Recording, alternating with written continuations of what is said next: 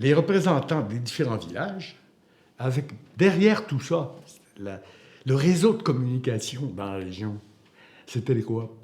C'est-à-dire que les coops ont instauré une conscience régionale qui est devenue politique.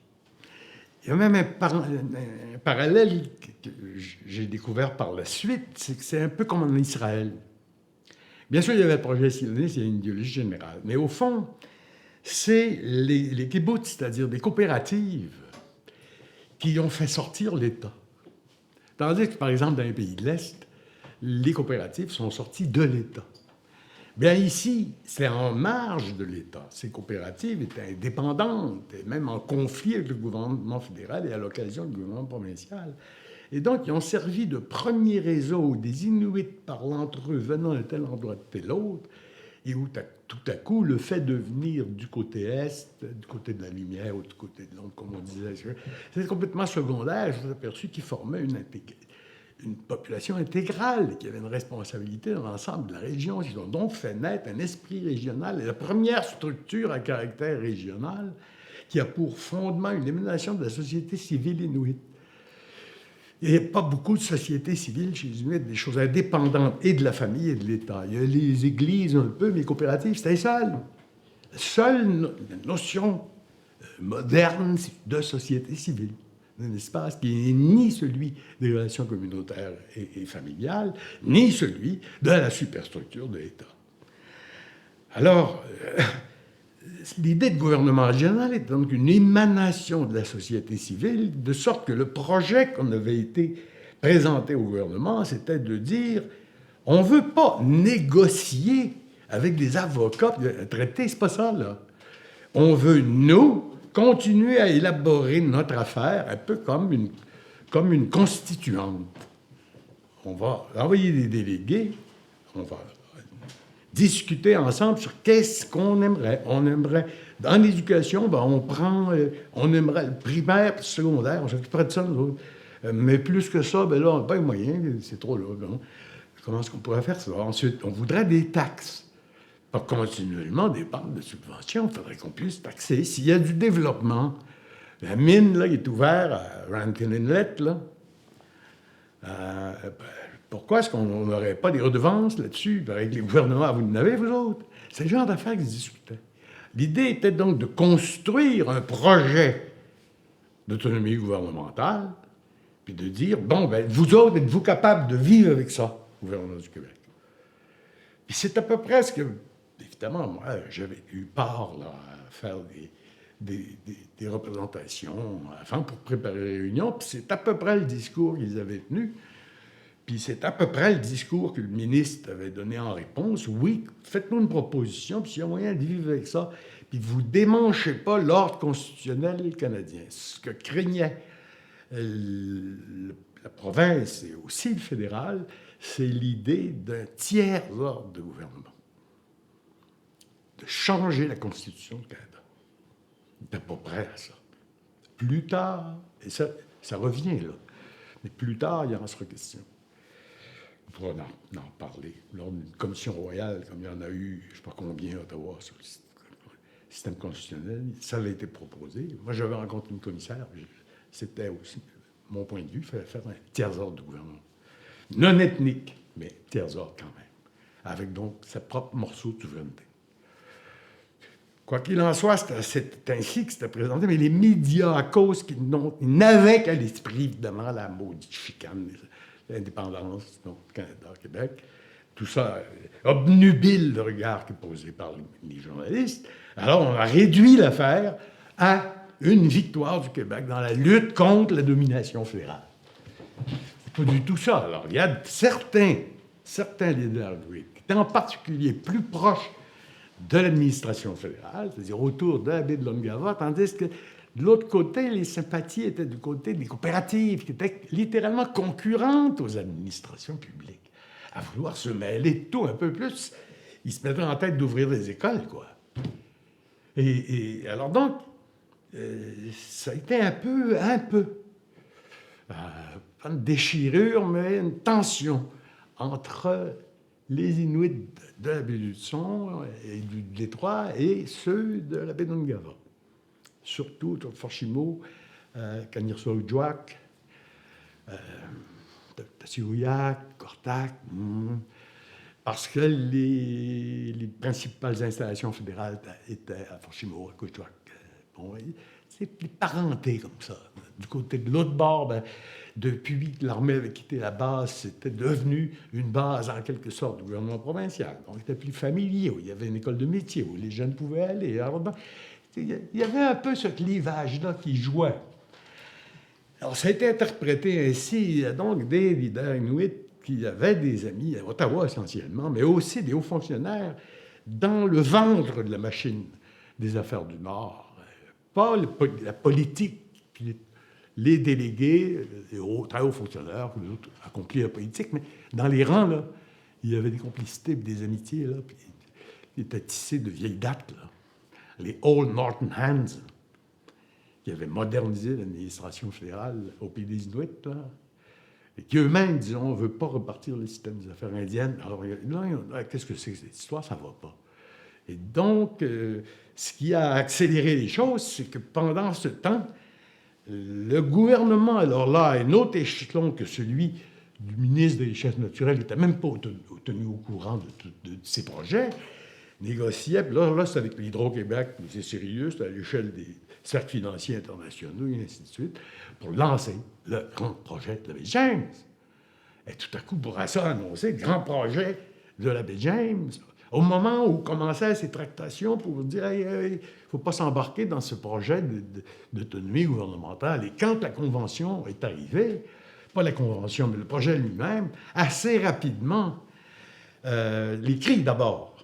Il y avait une base juridique plus solide parce qu'il y avait des réserves, clairement de la loi des Indiens, même si formellement, depuis 32 ou 36, les Inuits censés faire partie tomber sous la juridiction de la loi des Indiens, ou du moins de la responsabilité tutélaire fédérale, selon la Constitution. Ça avait été long à se régler, le fédéral n'en voulait pas.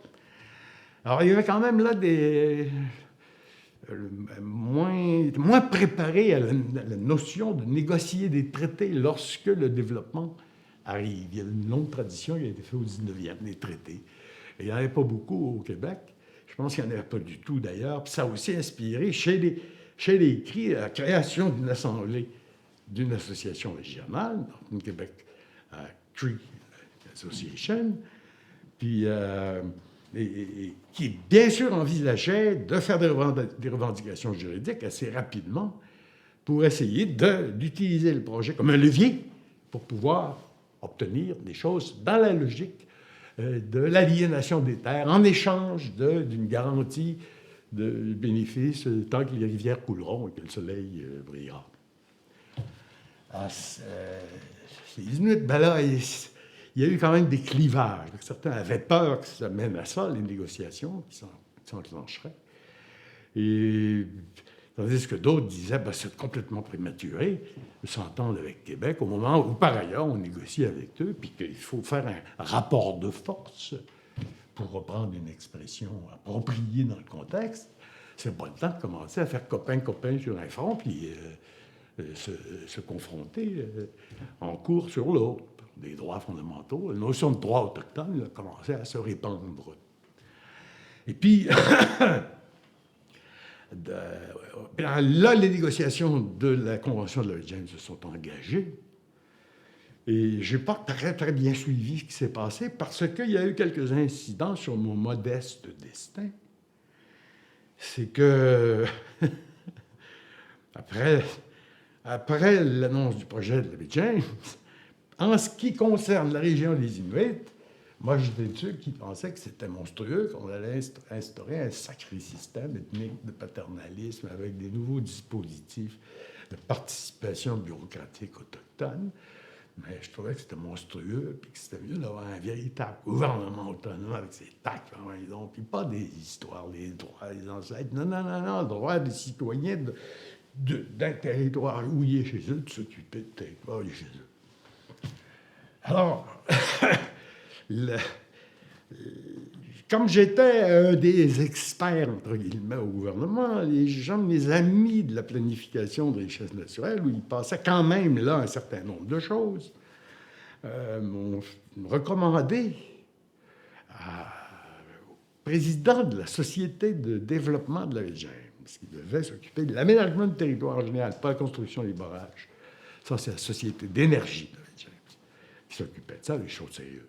Mais il y avait une idée d'une société, la vision plus large, plus fonctionnelle, enfin, en quelque sorte, de gouvernement colonial pour la région, pour la mise en valeur de toute la région, y compris les Autochtones. Alors, j'avais eu une réunion discrète, non officielle du tout. Moi, j'étais un pipsqueak, un petit fonctionnaire, mais mes amis de la planification, ils disaient à ce gars-là, si tu veux entendre un son qui n'est pas tout à fait celui de tout le monde, écoute-le donc. Puis il avait commencé en me disant What does the Indian want? Ben, je dis d'abord, il veut savoir à qui le territoire. Puis il pense que c'est à lui. Puis la deuxième chose, c'est qui c'est qui va faire quoi là, pour développer tout ça? Et il faudrait savoir, parce qu'il voudrait s'en occuper. Puis troisièmement, avec quels moyens? Qui c'est qui va avoir l'argent? Il veut avoir des taxes, les redevances vont aller où, là? C'est ça qu'il faudrait. Puis pour que ça aille vite, si vous voulez sauver du temps, vous ou l'hydro, enfin, qu'importe, donnez-leur une subvention d'1 million pour immédiatement vous traîner en cours supérieure. Au nom des droits autochtones sur le territoire. Tant que ça n'est pas réglé, vous allez avoir un problème épouvantable. Alors, il a trouvé ça bien intéressant. Puis 2 semaines après, j'ai été mis à la porte. Sans qu'on ne m'ait jamais dit pourquoi. Je pense que c'était lié à ça. Comme j'avais ce statut étrange, j'étais à l'ordinateur, j'ai payé à l'heure, pour ainsi dire. Je n'avais pas aucune protection, je n'étais pas intégré à la fonction publique. C'était merveilleux, ça me permettait de faire des études n'importe quand, de jeu, j'avais une parfaite autonomie, puis de l'argent, j'en avais pas besoin de tant que ça, du moment que je pouvais mettre descendre de ma voiture, puis manger sur la table, puis une caisse de bière de temps en temps, puis des fleurs pour ma blonde. C'était assez, quoi. Puis l'université, ben, pas cher au Québec, n'est-ce pas, quoi qu'on dise. Alors, bon. Et puis, donc, j'étais facile à écarter. Je vais un peu vite, c'est pas une question de semaine, parce que les gens qui tenaient au gouvernement autonome, tout de suite, on dit qu'on s'est fait contourner, on a trébuché, on est foutu, il ne faudrait pas que ça se reproduise. Il a été question de fonder une petite institution d'information, en disant on va se servir des radios communautaires.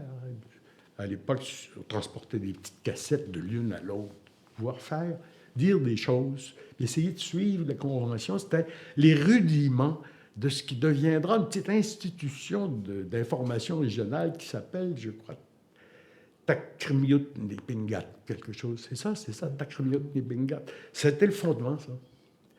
Et moi, j'avais un type avec mes gars des coop. On avait choisi un jeune homme. On disait, il est donc, t'es bon, il est débrouillard. Puis on va commencer à faire des petites bandes, puis on va ramasser des informations, puis commencer à voir le projet de James. Puis on va faire de la propagande, en quelque sorte. Toujours avec l'idée d'avoir un gouvernement autonome et d'influencer désormais les négociateurs de la Northern Quebec Inuit Association pour tenir compte de ce projet de gouvernement régional, pour faire, contre mauvaise fortune, bon cœur, peut-être d'avoir de sauver quelque chose là-dessus. Et les négociations se sont poursuivies. Moi, j'y avais des amis un peu de tous les côtés. Au fédéral, moins, mais du côté autochtone, j'avais des amis que je connaissais, dans le Guaïe, ainsi de suite. Et du côté du Québec, je connaissais aussi. Des gens, alors j'étais au courant un peu, puis on en discutait. Je gardais toujours mes contacts. Mon point de contact, ça a toujours été la Fédération des coopératives, où j'avais des copains qui passaient leur temps sur le terrain, qui parlaient la langue. Couramment, alors. Et puis, donc, et là, ben, assez rapidement, comme je disais, après 1 an ou 2 de négociations, une fois que le jugement de cour, parce que ce que je disais, ça s'est produit de toute manière, ça a coûté bien plus qu'1 million. les CRI ont traîné en cours le gouvernement sur la question des droits autochtones. Le juge Maliouf a interrompu les travaux, injonction interlocutoire, comme on disait. Puis il faut absolument négocier. Alors là, le gouvernement s'est engagé à négocier, à répondre lui-même à la question « What does the Indian want ?» Puis alors là, ça a été un appareil énorme. Ça a sorti évidemment la Convention de la baie James, la version originale, en gros, parce qu'il y a eu plein d'annexes, 600 pages. Moi, je disais, c'était une convention collective pour définir le bonheur du monde dans un langage juridico-bureaucratique. Et quand, donc, il y a eu d'abord une première signature, une pré-signature d'une pré-convention, on appelait ça la convention préliminaire, j'ai été sollicité par mes amis du réseau coopératif pour analyser les dispositifs particuliers, différents chapitres de la convention, ce que j'ai fait. Et ça a été un des éléments qui a amené des Inuits essentiellement de Puvnituk, d'Inukjuak, de Iwivik et de Soglok. Tu vois, la filiation, les coops bien implantées, a formé une association dissidente qui dit nous, on ne contresigne pas cette convention préliminaire. Nous, on sort du processus à partir d'ici. On n'est plus représenté. La principale raison, c'est qu'il n'est pas question d'aliéner des droits sur la nature et de vendre, pour ainsi dire, la nature contre un plat de lentilles, là, si je caricature, et d'installer non pas un vrai gouvernement autonome, mais une bureaucratie remplie de peut-être d'Inuits, mais qui est une bureaucratie dans laquelle on va être dépendant de la même manière qu'on était dépendant de la bureaucratie du fédéral. D'où cette image, pour faire sourire, j'avais utilisé dans mon papier en disant, ben, écoutez, c'est un peu comme de dire quelle est la différence entre être mordu par un chien brun ou roux ou buriné plutôt qu'un chien blanc. De toute manière, ça va être la même chose. Et il y avait une couple de porte-parole, dont le célèbre pour les gens qui l'ont connu, Tamoussi Koumak, qui venait régulièrement à la maison, avec toujours mes chums comme traducteurs. Il restait une petite maison de l'autre côté ici. Je me souviens, on lui ouvrait les débats de l'Assemblée nationale à la télévision. Il ne comprenait rien, mais il trouvait ça beau. Il trouvait ça beau, ça débattait. Il y avait ça. Et il avait retenu cette phrase-là. Elle a donné des conférences un peu partout. Dans les réseaux communautaires, ben là, il diffusait, lui, des conférences qui prêchait contre la Convention. Il exprimait le point de vue des dissidents. Alors, les dissidents n'ont rien signé, et puis ils ont fait des espèces d'entente à la pièce, entre autres, pour prendre l'administration de leur école. Et pendant plusieurs années, ils ont administré indépendamment une école avec du personnel qu'ils ont trouvé eux-mêmes. C'était assez intéressant parce que ça donnait naissance à des rêves de gauche, d'autogestion. Ils faisaient ça tout banalement, eux autres, parce que là, qu'est-ce que tu veux? Une fois que tu as renoncé aux avantages de la Convention, il faut bien que tu t'organises autrement. Tout ça tombait maintenant sur des institutions dont ils ne reconnaissaient pas la légitimité. La commission scolaire régionale catholique, l'administration régionale catholique, les municipalités locales, la distribution des terres de catégorie 1, et avec la responsabilité des conseils territoriaux, je ne me souviens pas le nom précis, là, des land council, les conseils fonciers ou je ne sais pas trop quoi, administrer les terres. Donc, les Inuits étaient propriétaires, sauf du tréfonds, en fait, vous avez la complexité, le régime de terre de la Convention. Mais comme ils refusaient tout ça, ben, ils vivaient un peu dans les limbes. Et c'était essentiellement à ce moment-là, Inukjuak avait embarqué, c'était Puvnituk, Iwivik et Soglok. Et ils ont fonctionné pendant un certain nombre d'années. Moi, personnellement, ben, je me suis trouvé être mis dehors, là, en somme, pas très longtemps. On ne m'a pas dit pourquoi. Mon supérieur hiérarchique, le sous-ministre, il m'a dit, on ne m'a pas dit pourquoi. Il dit que le ministre a refusé de signer ton contrat. Et j'avais un contrat. Alors, merveille du discours bureaucratique, on désignait les employés du Nord comme des occasionnels à caractère permanent. Alors, l'élément permanence a disparu dans mon cas, Et du coup, j'ai cessé même d'être occasionnel. J'ai appris que j'étais à la porte depuis 2 semaines. Ça m'a donné un coup. Alors là, j'ai fait des manœuvres, j'ai trouvé un poste à l'Université du Québec qui venait d'être fondé pour essayer de jeter les rudiments d'un centre de recherche nordique, concurrencer celui de l'Université Laval. J'avais autant de compétences là-dedans que, disons, une chatte pour apprendre aux lions à chasser, enfin. Bref, j'ai passé là 6 mois à mourir d'ennui dans une grande salle où j'en perdais l'appétit. Et c'était dans des anciens édifices religieux, puis ça sentait la pipe de vieux curés. Puis. Au bout de 6 mois, je restais chez mes parents. C'est comme si je retombais en enfance. Moi, j'avais l'appartement, un char et une blonde, écoute. Là, ça va pas, ça. Je ne peux rien faire. J'essayais de me trouver des jobs, mais j'étais brûlé dans la fonction publique. Ils sont passés le mot là, que j'étais un communiste ou je ne sais pas quoi, moi. Puis, alors, je ne savais pas quoi faire. J'ai dit, je vais aller reprendre les études universitaires. J'ai rien qu'un sacré bac, on va pas loin avec ça. J'ai dit, je vais faire une maîtrise, j'ai rien à faire. Alors, je vais aller faire une maîtrise. Puis là, comme j'avais travaillé, j'avais le droit de l'assurance chômage. Parfait. Je vais faire une maîtrise. En attendant, de trouver un vrai travail. Alors, je rentre pour fréquenter les corridors. Puis je ne connaissais pas grand monde, précisément parce que je travaillais, j'avais rien que ça dans la tête, de retourner dans mes affaires continuellement. Je venais prendre les cours, bonjour, comment ça va, parler à quelques amis, peut-être des travaux ensemble, mais à part ça, moi, je n'ai pas socialisé très fort au milieu étudiant, universitaire, et les professeurs, je ne les connaissais pas non plus. Je n'ai pas beaucoup dans les corridors, cogné à la porte des professeurs, se faire des copains. Mais il y en avait un que je connaissais un peu mieux parce que il m'avait fait découvrir l'école de Francfort. Alors, c'est pas une tradition qui est très bien connue dans la discipline, mais c'est une critique du marxisme à partir de la culture. Et de ce qui me frappait beaucoup chez Max Horkheimer, la montée de la rationalité qui étouffait tout. Et une espèce de démesure de la raison qui entraînait son éclipse même. Horkheimer interprétait plus tard le nazisme comme un effet, en quelque sorte, d'une bureaucratisation. Alors, il était aussi un peu wébérien. La bureaucratisation, il fait perdre le sens de la vie. Les êtres humains cherchent une communauté. Alors, pathétiquement, ils trouvent la notion.